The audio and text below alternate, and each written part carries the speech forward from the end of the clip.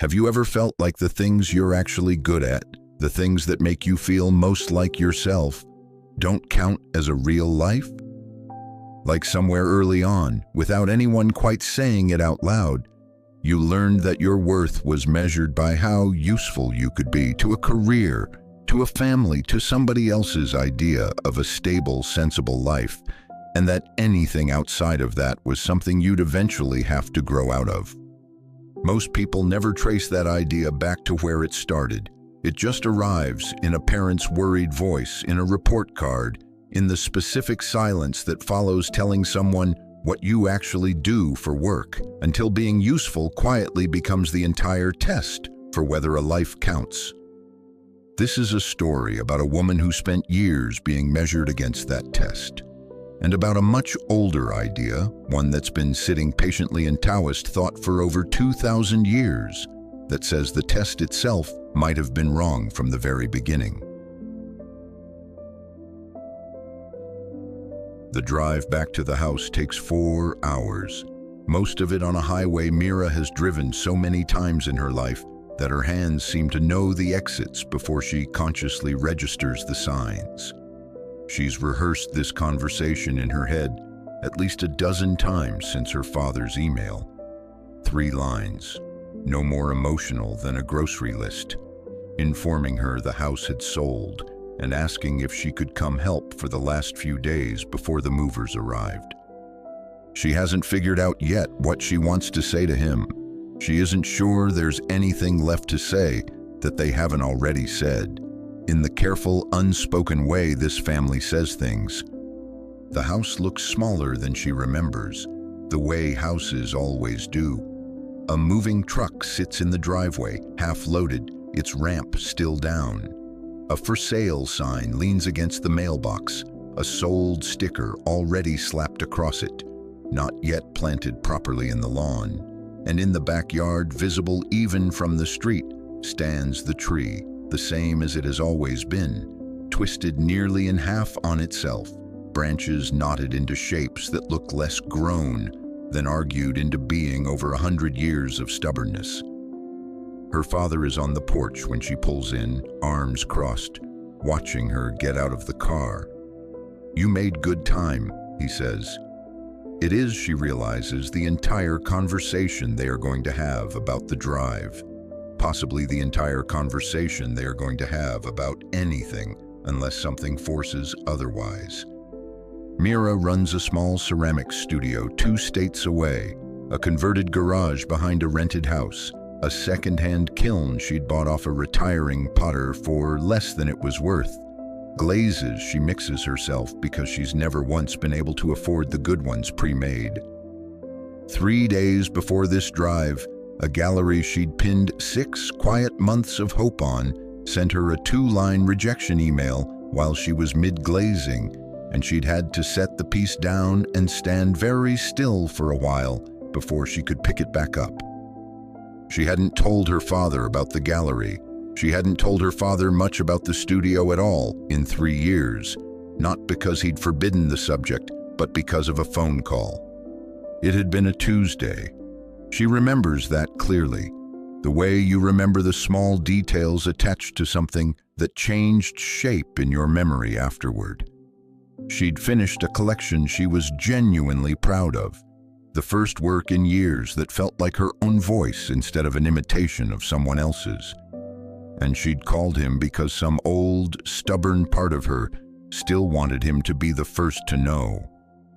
"That's great, honey," he'd said after she described it. A pause. "Are you still doing the wedding registry pieces too, the bowls?" She'd said yes, some. "Good," he'd said. "Good, that's smart. Keep something coming in." Another pause, longer this time. "You thought any more about maybe picking up something steadier, just as a base? You could still do the studio on weekends." She hadn't said anything for a moment. "I just worry," he'd added, into the silence, and it was the worry in his voice that made it impossible to be properly angry at him, then or since. He hadn't meant it as an insult. He'd meant it the way you'd remind someone to bring a coat. concern, wearing the wrong clothes. She hadn't brought up the studio to him again after that. Not out of spite. It had simply stopped feeling like something worth the specific kind of tired that talking about it with him produced. Her father, Daniel, had spent 31 years as an actuary before retiring the previous spring. 3 decades of calculating exactly how much risk a life could safely carry before something broke. Packing up this house, she thought, watching him tape a box shut with unnecessary precision, was probably the same work to him in a different register, deciding room by room what could be safely let go of. They spend the first 2 days in a careful, practiced quiet, the kind 2 people build over a long time specifically to avoid disturbing whatever is underneath it. On the second night, over reheated soup at a kitchen table already half packed into boxes, Daniel asks whether she's eaten enough of it, twice within the space of 10 minutes. Mira answers yes, both times. Neither of them mentions the phone call from 3 years ago, though it sits at the table with them so plainly that not mentioning it starts to feel itself like its own kind of conversation. They talk instead about the weather, about which boxes go to the new apartment and which go to storage, about whether the old dining table is worth moving or worth selling. It's the attic that finally breaks the quiet on the 3rd afternoon. The last room in the house, not even technically part of the sale, just a place where things had been going to disappear for the better part of 40 years. Mira finds the box by accident, sliding a lamp aside to reach a stack of water-damaged magazines. It isn't labeled, unlike almost everything else in the house, which her father has organized into a system with a specificity that would be almost funny if it weren't so exactly like him. Inside, a set of old woodworking tools, handles worn dark and smooth by a hand that used them for years. A stack of small carved wooden animals, several left unfinished. A fox with only 3 legs shaped, a bird with no wings yet, as if the carver had simply stopped mid-thought one day and never come back. A photograph, black and white, curling slightly at one corner, of a man she recognizes without ever having really known him. Her grandfather, Daniel's father, dead 11 years now, a soft blur of a person mostly made of other people's secondhand stories rather than any memory of her own. And underneath all of it, a small leather journal, its spine cracked in the same place from being opened the same way, over and over for what looks like decades. "That was your grandfather's," Daniel says.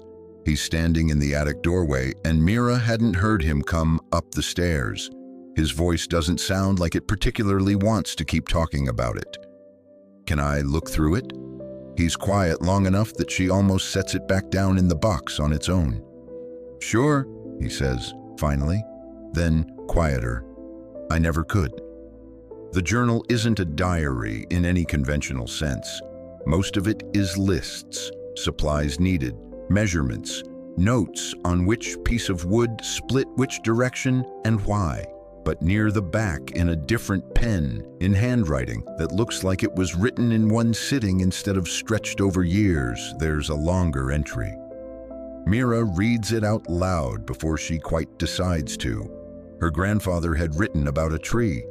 This tree, the one in the yard below the attic window, the one everyone in the family had made some version of the same joke about for as long as anyone could remember, the one that never bore fruit, dropped leaves that clogged every gutter within reach every autumn, and was, by any practical measure, her father had grown up hearing repeated at the dinner table, completely, uselessly, undeniably a waste of good yard space. He'd read an old story once her grandfather had written about a carpenter traveling with his apprentice who passed by a tree exactly like it, an enormous, ancient, twisted oak that an entire village had left standing for generations, sacred to them in some old, half-forgotten way. The apprentice was amazed by it, the biggest tree either of them had ever seen, and asked why his master didn't even slow down to look. The carpenter said the tree was worthless. Its wood was so knotted it would split any beam, sink any boat, rot any coffin before it finished being built. Not one usable thing could be made from it, start to finish. That, the carpenter said, is exactly why it's had the chance to live this long.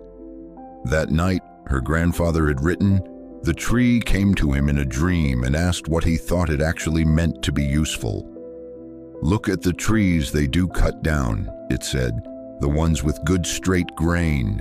The ones that bear sweet fruit, they're stripped bare and hauled off before they've had the chance to finish growing.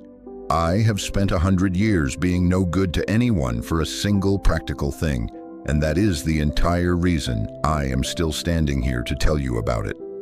Underneath that, in the same careful hand, her grandfather had written, I have spent my whole life being told I was that tree, not sharp enough for my own father's business, not sensible enough to keep steady work 2 years running.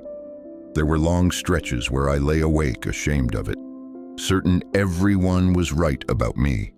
Then I got old enough to start noticing something. I am still here. Half the men who called me useless in this town are not. And then, in a different ink, added later, in smaller, tighter letters, like it had cost him something to write. I worry sometimes that Daniel thinks I regret the life I lived. I don't know how to tell him that I don't. Not really. Not even on the hardest days. I worry more, and I don't know how to say this to his face either, that he's going to spend his whole life making sure no one can ever call him useless, and that it's going to cost him a great deal more than being called it ever cost me. Mira reads that last line twice before she looks up. Neither of them says anything for what feels like a long time. Daniel walks to the small attic window which looks out, almost too precisely, directly over the tree. He used to tell me that story, he says eventually, the carpenter and the tree, word for word, some years, like it was scripture. I thought he was just building himself an excuse for not trying harder, for not wanting more out of his life than he had. Did you ever ask him if that's what he meant? Once, Daniel says. I must have been 16, 17. I asked him if he ever wished he'd been, I don't remember the exact word I used, practical maybe, ambitious. He's quiet again, longer this time. He said the tree isn't ashamed of not being a boat. Daniel is quiet for a moment, and when he speaks again, his voice has changed slightly, gone a little rougher at the edges. The day I told him I'd gotten the actuary job, the good one with the pension, the one everyone said was smart. He shook my hand like I'd won something, and some small, ungenerous part of me thought, finally something I'd done that he couldn't call impractical. He's quiet again. It took me a long time to notice that's a strange thing to feel proud of, needing your own father to finally approve of you for being careful. Mira doesn't say anything. She has learned, over a great many years, that her father needs room around his own sentences or he will take them back before they finish landing. I was 12 years old, Daniel says, when I decided very specifically that I was going to be nothing like him. Steady job, steady paycheck. Nobody ever was going to look at my life and call it a waste of a life. And I built exactly that, 31 years of it, and somewhere inside building it, I decided you weren't allowed to build anything else. And I don't think I ever once told myself that decision was about him. I told myself it was about protecting you. You've never once asked to see anything I've actually made, Mira says. It comes out flatter than she means it to, less angry than simply tired. 11 years of not saying it, arriving all at once, in one sentence in an attic that smells like dust and cedar. I know. That's it, you know? I don't have a better answer than that, Daniel says. I think some part of me was afraid that if I looked at your work and it was good, I'd have to admit I'd spent years worrying about nothing. And if I looked at it and didn't understand it, I'd have to admit something else, some other kind of failure, in a different direction. So I didn't look. It felt safer not to. I don't think I let myself think about what that cost you. Not really. Not until this week. Mira turns the journal over once in her hands. Grandpa's 40th birthday. You remember that dinner? You gave a toast about how he finally found steady work at the hardware store, like it was this relief for the whole family. Everyone laughed. I was 9. I didn't understand why it made him go quiet for the rest of the night. I understand it now. Daniel doesn't answer that directly. He knew, he says instead. He knew I'd do exactly this to you one way or another. He wrote it down instead of saying it to me. Why do you think he never said it to your face? I think that might just be what happens in this family, Daniel says. Somebody writes the true thing down, and somebody else finds it 40 years later in an attic, holding a box that was never even supposed to be looked at again. It isn't an apology, not exactly. Mira isn't sure her father has the words for that shape of sentence, and she isn't sure she needs him to find them today. But it's the closest thing to one she has heard from him in longer than she can clearly remember, and something in her chest, held tight carefully for 11 quiet years, loosens by some small, specific amount. It turns out the buyers want the tree gone. Something about the roots growing too close to the foundation. Something about liability, about insurance, about a landscaper's quote already sitting in an email somewhere. Something practical and probably on paper entirely correct. Daniel had told the realtor weeks ago it was fine, just a tree. That evening, after Mira has gone back up to finish the attic, she hears him on the phone in the kitchen below, his voice low but clear enough to carry up the stairwell.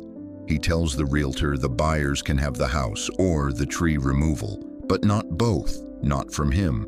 Either they take the yard exactly as it stands, or they find another house to buy.